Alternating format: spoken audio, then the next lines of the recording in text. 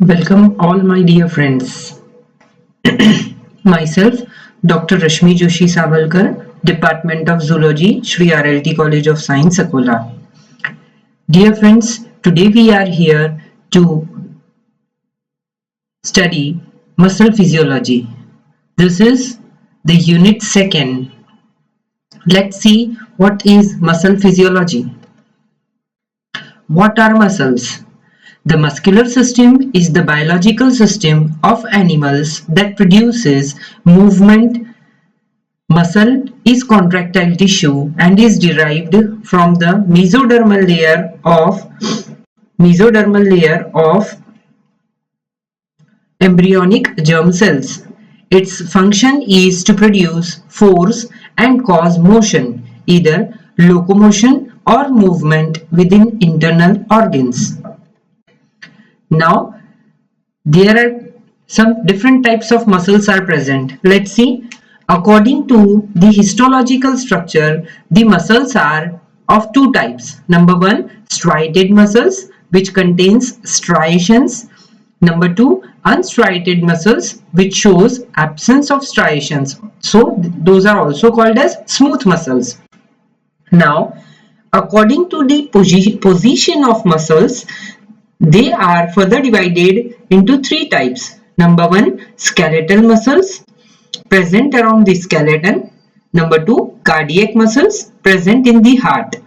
Number three, visceral muscles present in the viscera and urinary bladder.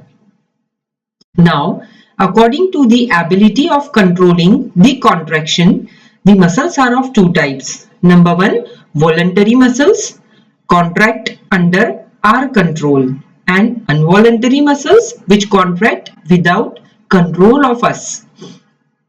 So friends, here we had seen the three bifurcations or types of muscles according to the histological structure, according to their position, and according to the ability of controlling the contraction and relaxation.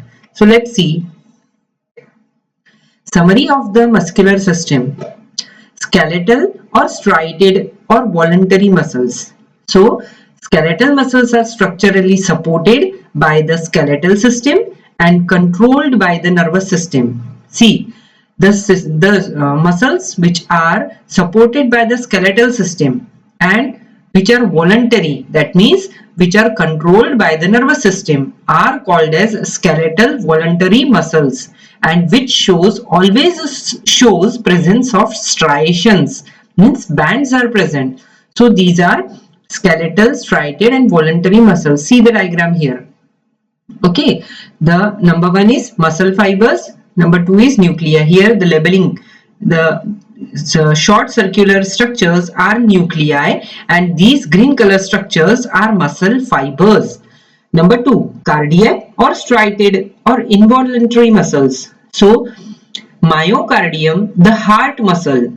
Myocardium means the muscles which are present in the heart are called as myocardium muscles. Heart pumps the circulatory system. Number one, cardiac muscles.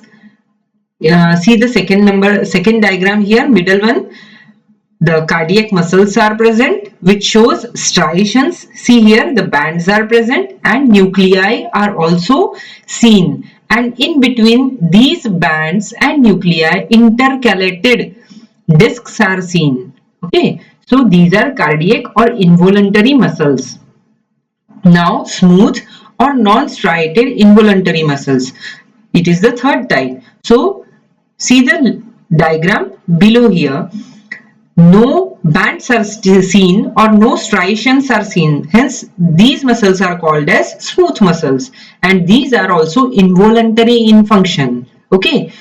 Digestive tract, the muscles which are present in digestive tract, urinary tract, esophagus, uterus, blood vessels and other internal organs, etc. are the smooth muscles.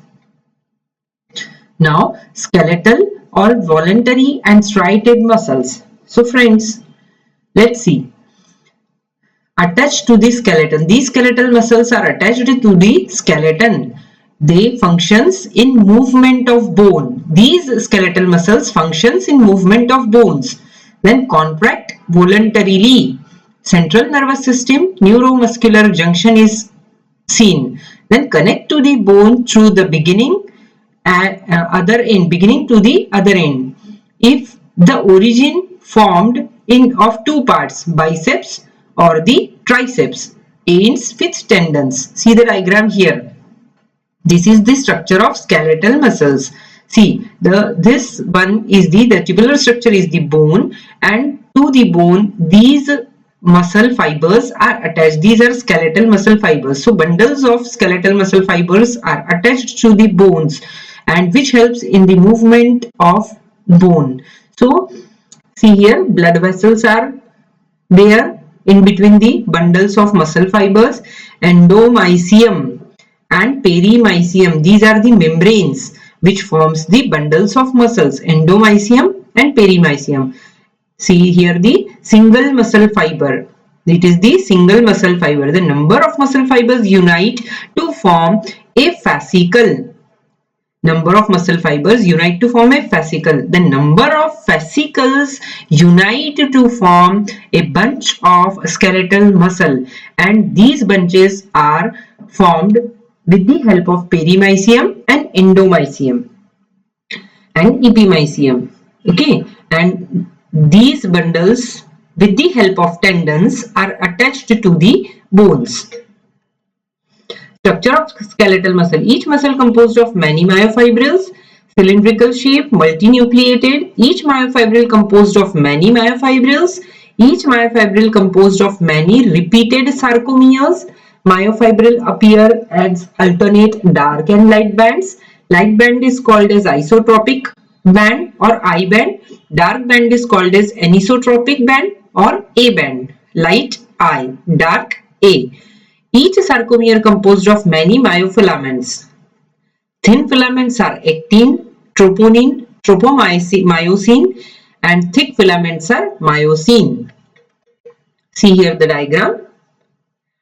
These are the Z lines. This is the bunch of muscle fiber, skeletal muscle, and the two Z lines, these orange colored two Z lines, the portion in between two Z lines is called as one sarcomere.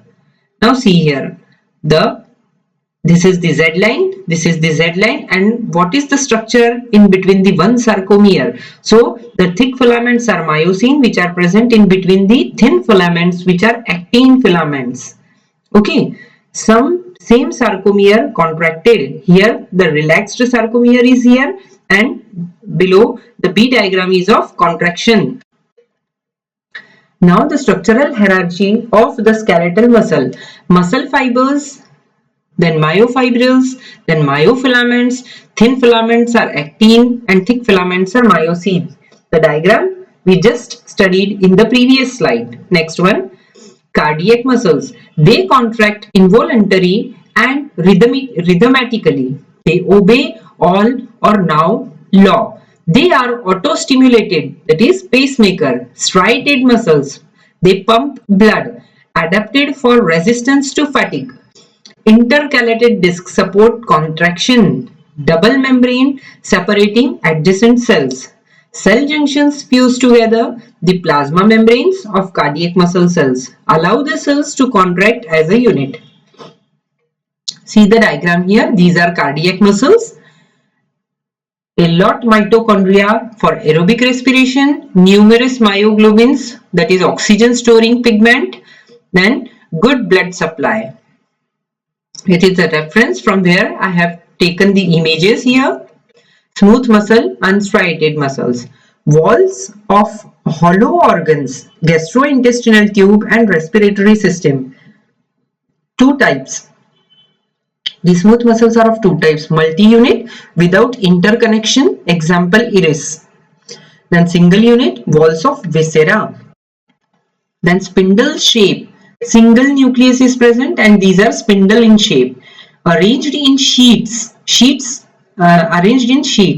Few mitochondria are seen, depend on anaerobic glycolysis.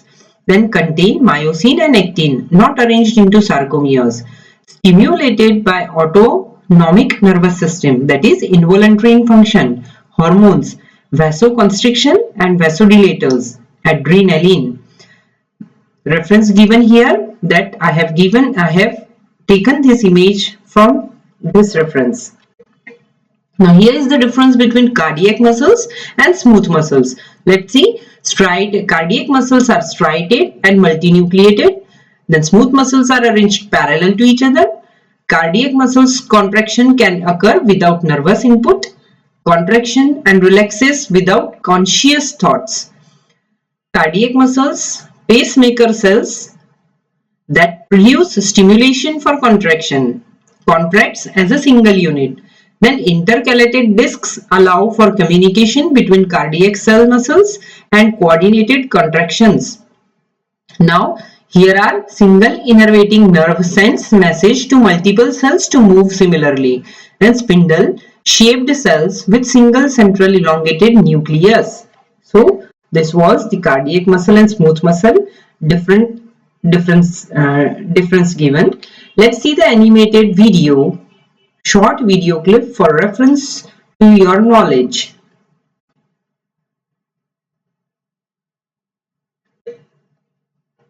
Let's see.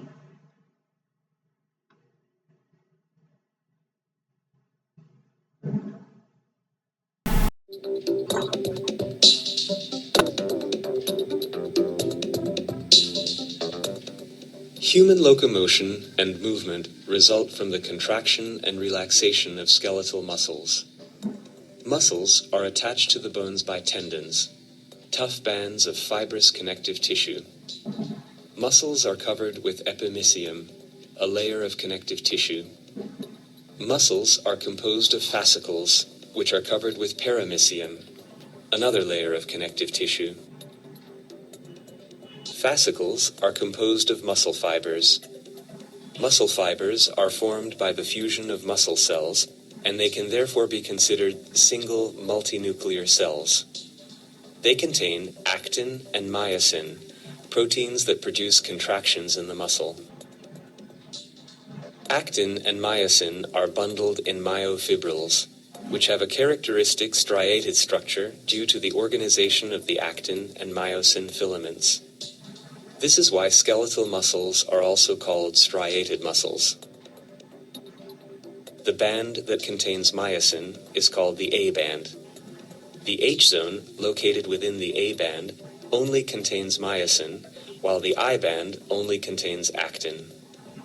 When the muscle is stimulated, the actin and myosin filaments slide over one another.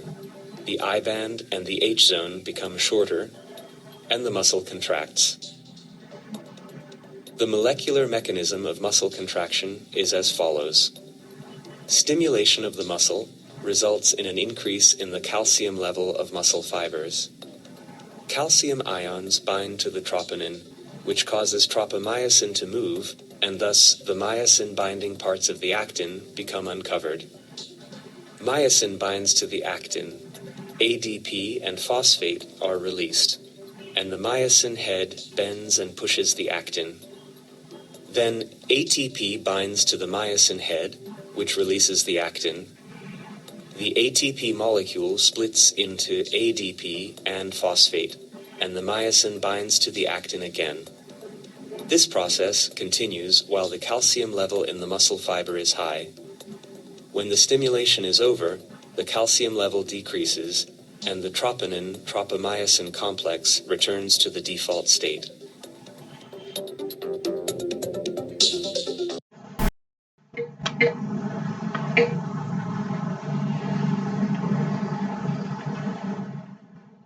So friends, this was the video clip I have taken for you from YouTube channel. I think you understood the complete function and structure of muscles. So friends, this was our topic, that what are muscles, types of muscles, difference between skeletal muscle and